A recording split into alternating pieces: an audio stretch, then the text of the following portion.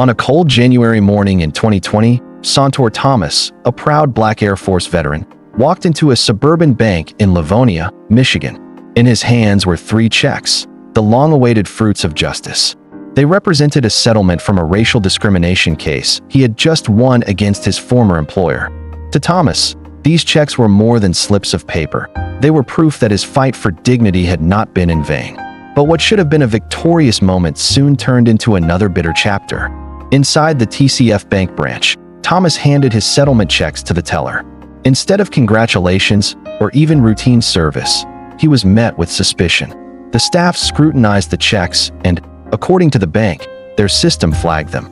They claimed a faint, void watermark appeared when scanned, raising red flags. Unable, or unwilling, to verify them immediately, they refused to deposit the funds. Then came the moment that stunned Thomas most of all. The bank called the police. Within minutes, 4 officers arrived. 2 questioned Thomas inside the bank, while others waited outside. Though he was not arrested, the humiliation was sharp.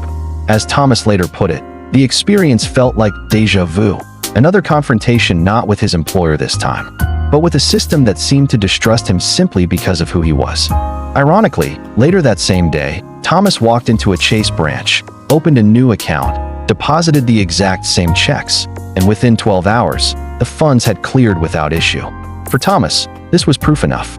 The problem, he believed, was not the paper, but prejudice. He filed a lawsuit against TCF Bank, alleging racial discrimination. His case sparked national headlines and public outrage, described by many as yet another example of banking while black. The bank, however, denied that race had anything to do with it.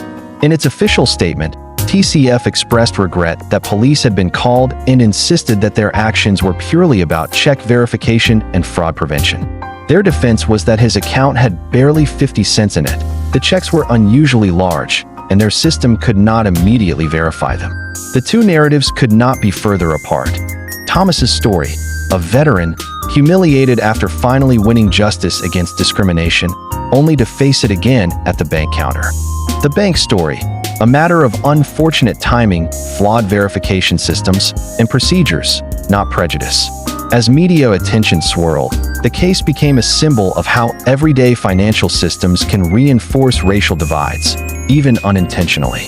And yet, the ending remains unresolved. While some rumors suggest there may have been an out-of-court settlement, no public record confirms how Thomas's lawsuit concluded. The final chapter of his legal battle has not been written into the public record, leaving the story as both a cautionary tale and a lingering question about how institutions treat those who have already fought so hard to be seen, heard, and respected.